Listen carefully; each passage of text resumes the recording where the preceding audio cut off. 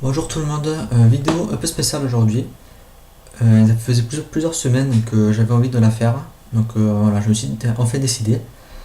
J'avais envie de faire une vidéo pour parler du monde imaginaire, de la littérature imaginaire, car j'ai vu que beaucoup de personnes étaient, avaient envie de se lancer dans cette aventure, mais voilà, ça bloquait, ils ne savent pas par quoi commencer, ils ne savent pas ce que ça apporte, voilà, ils hésitent. Et j'ai eu envie de voilà, faire une vidéo pour peut-être aider, pour donner comment moi je vois cette littérature.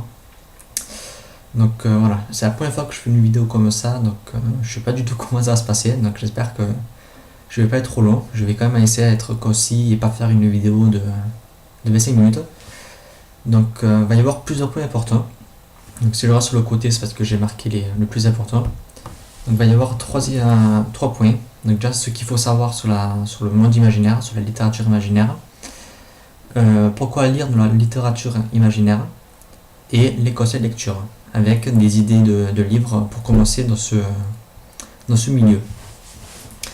Donc pour commencer, il faut savoir que dans la littérature imaginaire, il y a plusieurs catégories.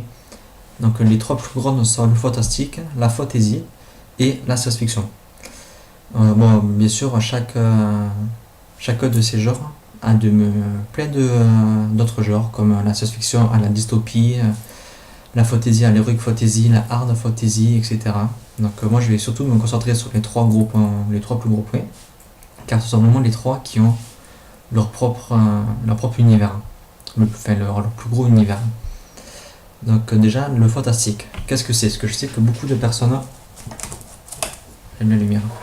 Il faut savoir que beaucoup de personnes savent pas vraiment ce qu'est la différence entre fantastique et fantasy.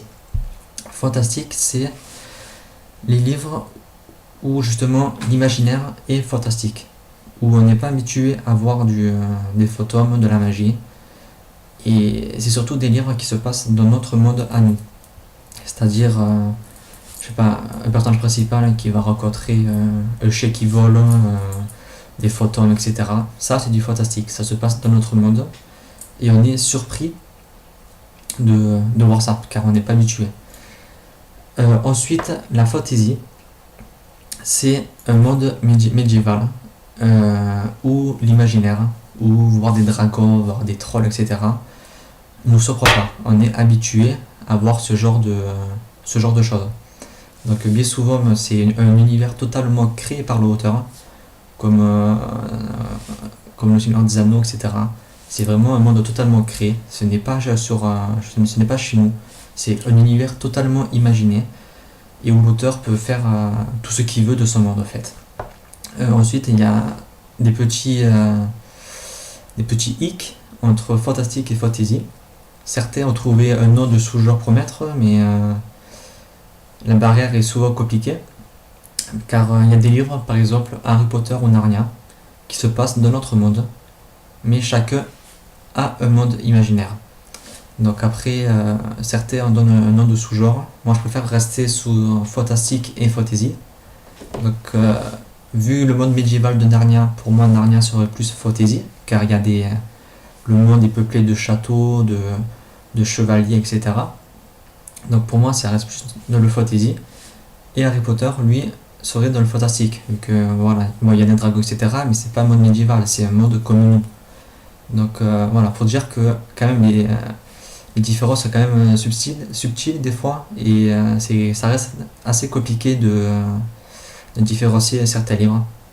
Mais voilà, faut rester plutôt sur l'idée du fantasy, c'est un mode totalement créé et médiéval.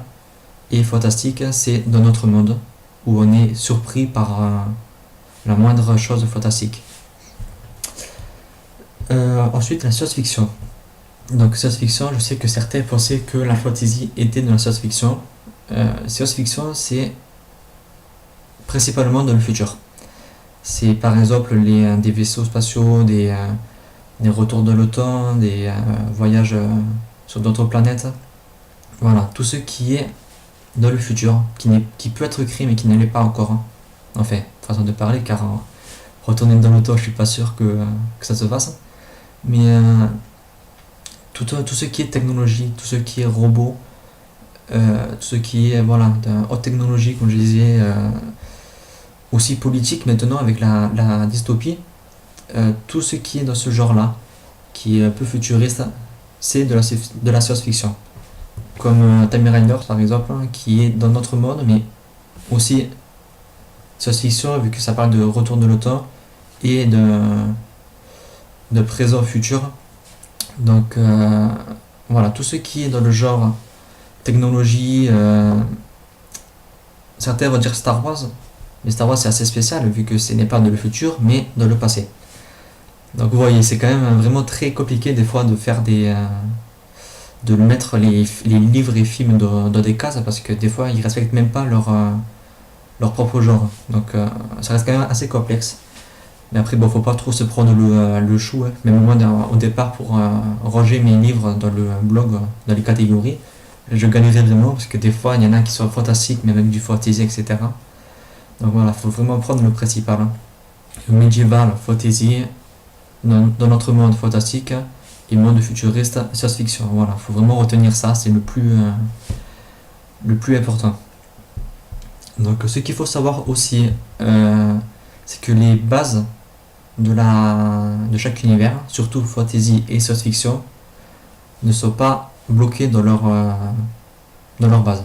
Je me répète, mais par exemple, quand on dit à quelqu'un qui ne lit pas de fantasy ce que pour lui c'est de la fantasy, il va de suite penser à des elfes qui vivent dans les arbres, qui fument des pissenlits, des nez qui vivent dans les grottes, etc. Oui, c'était ça, mais à l'époque. Maintenant, chaque auteur s'approprie le terme fantasy. Chacun fait son propre monde et chacun fait évoluer ses mythes. Chaque mythe va évoluer. Certains, il va y avoir des elfes qui vivent dans les arbres, d'autres des elfes qui ont certains pouvoirs. Voilà. Chacun va s'approprier ses mythes et légendes. Chacun va faire ce qu'il veut avec tout ce qui lui est donné. Ils vont même créer, ils vont faire ce qu'ils veulent.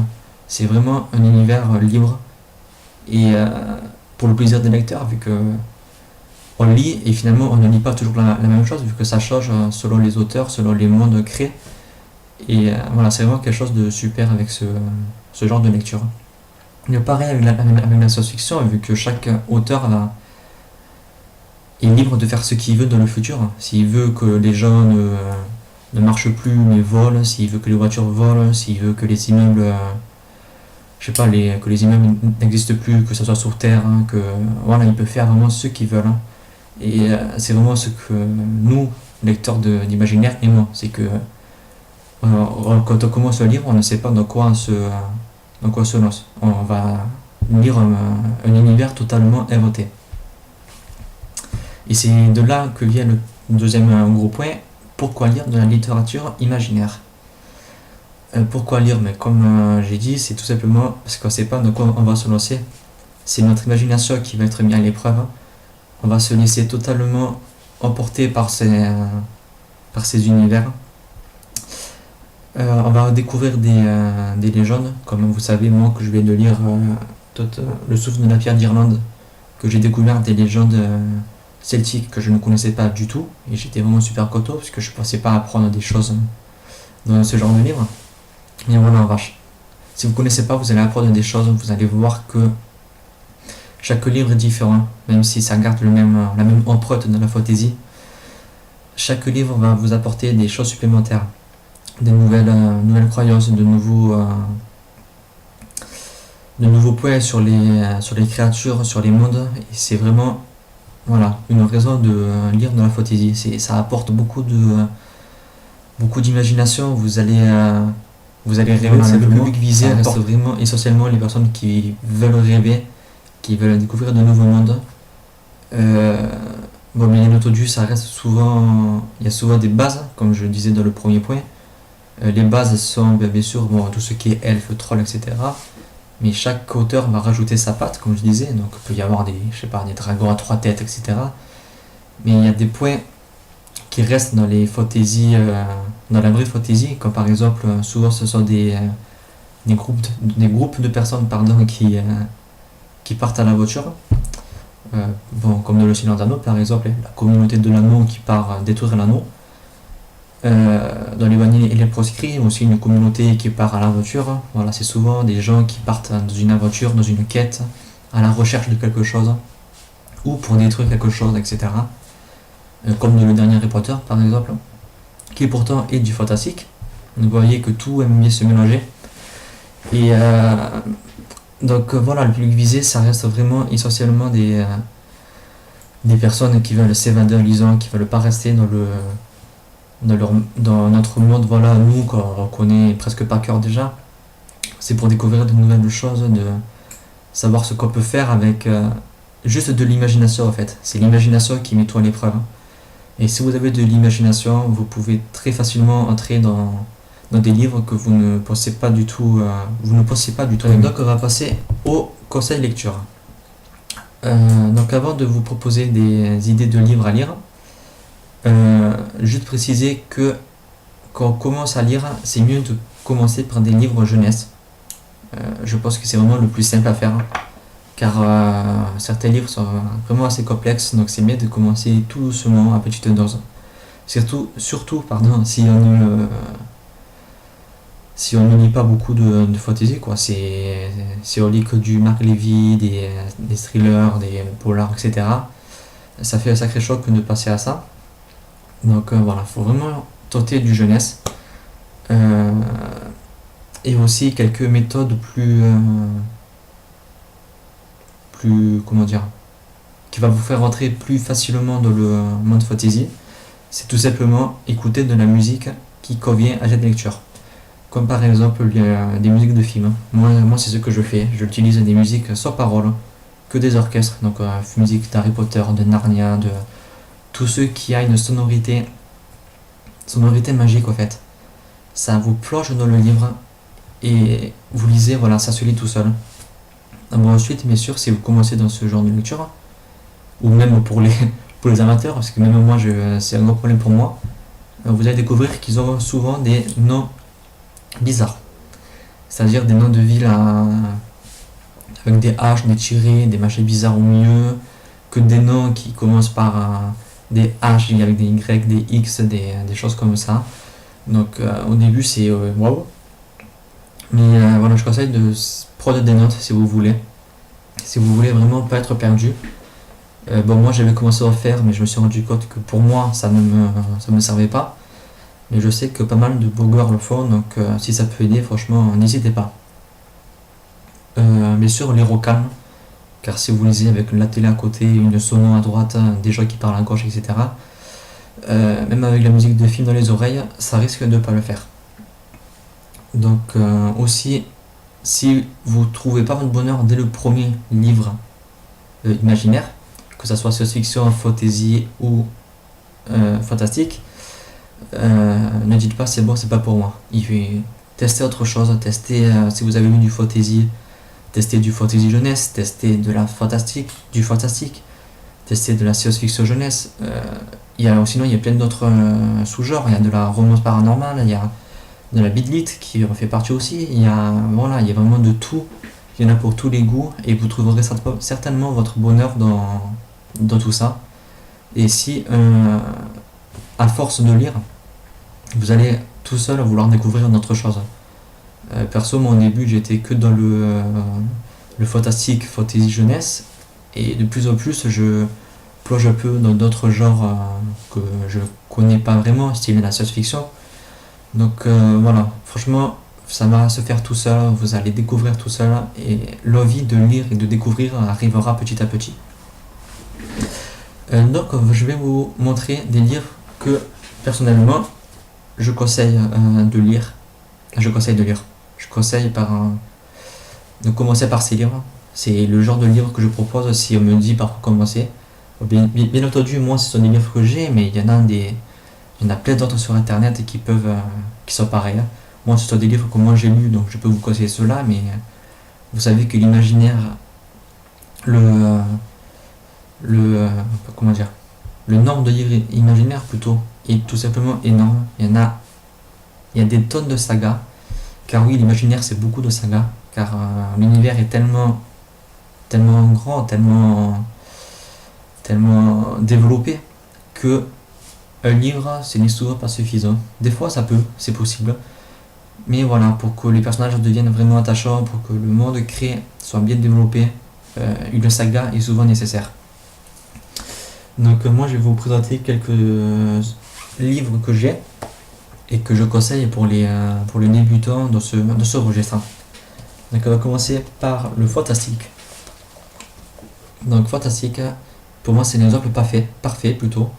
A comme association. Donc à savoir que j'ai choisi des livres qui sont relativement faciles à trouver. Donc A comme association, je pense que tout le monde connaît.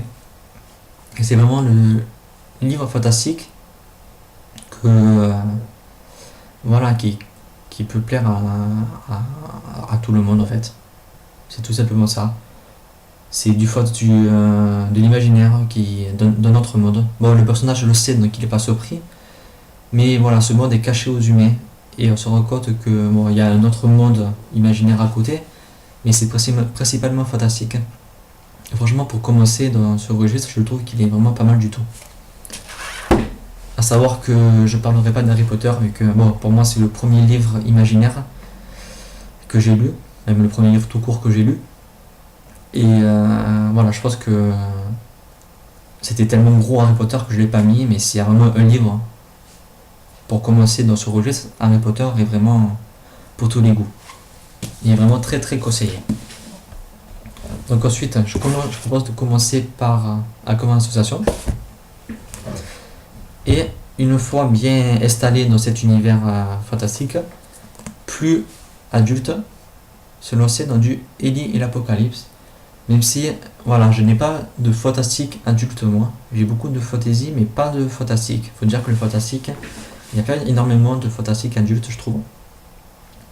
Donc j'ai choisi Ellie et l'Apocalypse, mais il faut savoir que c'est vraiment très très très complexe. Donc peut-être tenter d'autres choses avant.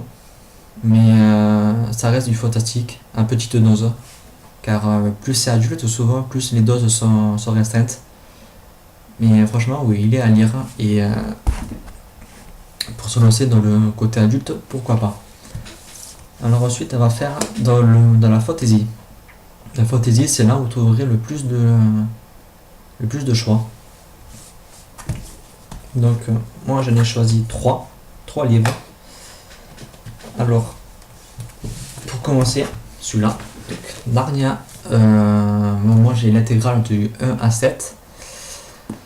Pourquoi celui-là? Tout simplement parce que c'est, comme j'ai dit tout à l'heure, le juste milieu entre le fantastique et le fantasy.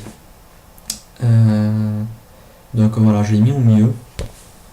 Donc c'est jeunesse, Narnia c'est jeunesse, mais pourtant c'est adulte aussi, car le style d'écriture est quand même développé, vu que c'est quand même assez vieux, Narnia, je crois que ça date des années 50. Oui, 55. Donc voilà, le style d'écriture est pas pareil, et pour essayer de jeunesse, c'est quand même assez compliqué, même si le monde imaginaire peut vraiment très plaire ou plus jeune.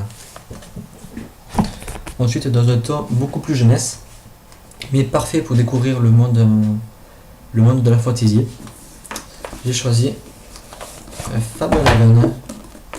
Donc là c'est le tome 1. Donc c'est un mode fantasy, mais qui est dans notre monde. Donc là encore, ça enlève toutes les règles de la fantasy.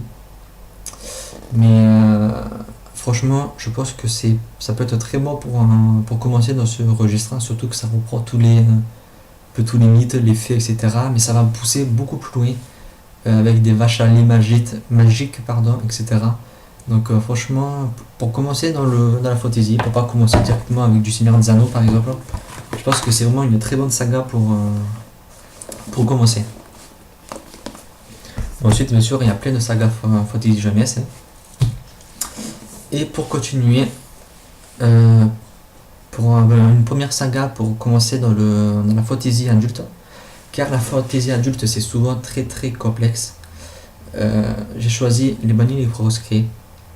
C'est ma première saga fantasy adulte et franchement je la trouve parfaite pour commencer.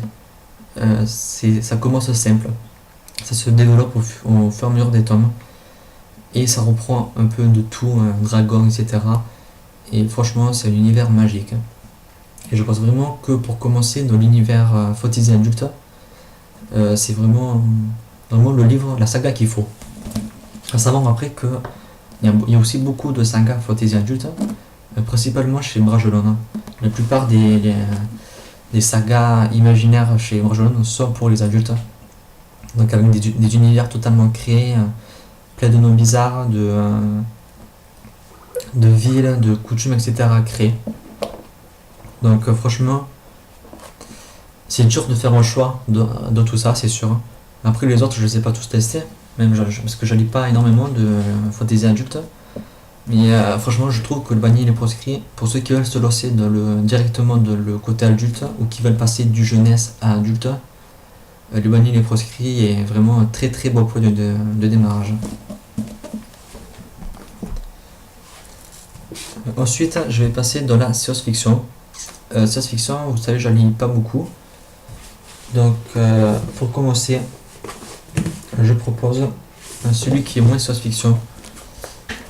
La voix du couteau, c'est le premier tome de Le Chaos en marche. Donc, la trilogie Le Chaos en marche. Une trilogie que j'ai adorée.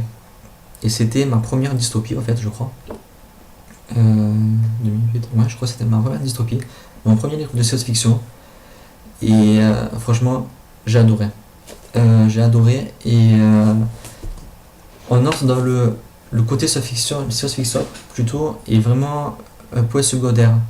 Et on entre dans cet univers en fait, et on entre très facilement. Mais il faut c'est le style d'écriture en fait qui peut rebuter. Je sais pas si on va le voir. Non, ça va, on le verra pas comme ça. Mais c'est le style d'écriture qui peut rebuter avec ce tome. C'est dommage parce que le mode science-fiction est très bien mené. Et je pense que vraiment il peut plaire pour ceux qui ne sont pas habitués à ce mode. Même si aussi le mode dystopique, il y a beaucoup de sagas qui sont disponibles pour tous ceux qui ne connaissent pas ce genre. Bien sûr Hunger Games que je recommande vivement. Il y en a plein, il y a tout ce qui est Divergent, etc. Tous les livres dystopiques qui sont quand même à la portée de non-lecteurs du genre. Et qui peuvent plaire aux non-lecteurs du genre. Je me répète. Ensuite, vu que j'ai pas de science-fiction adulte, j'ai choisi ce livre parce que c'est de la science-fiction jeunesse, mais beaucoup plus science-fiction que les dystopies. C'est 0.4. Donc oui, il est très jeunesse, il est petit et gros. Et pourtant, le monde science-fiction est vraiment un point important du livre. C'est plus développé que certains, ça va rechercher plus loin dans les idées. Et je pense que vraiment, si vous voulez vous lancer dans la science-fiction, c'est vraiment un livre que je conseille. Même si je suppose qu'on n'est pas sûr de voir un jour la suite sortir en France. Donc voilà, après bien entendu il y a une multitude de livres. Si vous voulez d'autres idées, n'hésitez pas à demander. Même si j'ai pas beaucoup de fantasy adulte et fantasy et science-fiction adulte. Je me suis rendu compte quand je préparais la vidéo. J'ai beaucoup de jeunesse en fait, ou alors des fantasy adultes, mais qui m'attendent dans ma pile à lire. Parce que j'ai pas trouvé encore le courage de lire, vu que ce sont souvent des pavés. Je préfère rester dans le milieu jeunesse. Mais voilà, j'espère que cette vidéo vous aura apporté une petite précision et l'envie de découvrir. J'ai l'impression que c'était tout brouillon, c'est la première fois que je fais une vidéo comme ça. Mais voilà, j'ai pris plaisir à vous partager un peu tout ça. Car je sais que beaucoup de personnes ont du mal avec l'imaginaire. Donc si vous avez des questions, si vous avez des livres que vous voulez découvrir, que vous ne savez pas vraiment lequel, franchement n'hésitez pas à demander. Croton est là. Voilà, donc sur ce, on se retrouve très bientôt pour une nouvelle vidéo. Bye.